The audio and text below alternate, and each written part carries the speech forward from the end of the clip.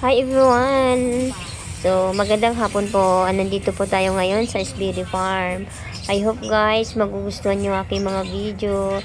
So, ayan, pasyal-pasyal muna tayo pag may time tayo guys.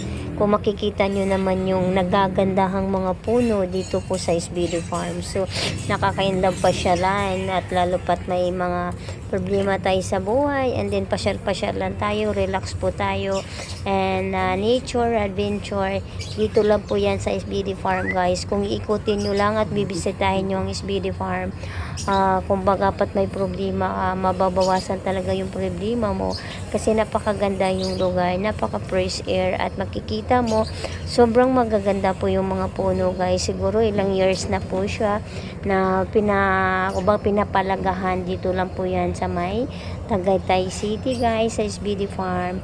Yan lang po guys yung video for today, kung saan namasyal na naman tayo. I hope guys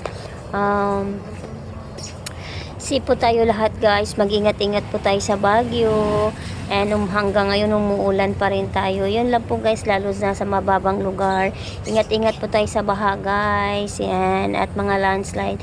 Bye bye guys, thank you for watching, support my channel, Virginia's Daily Vlogs. I love you all.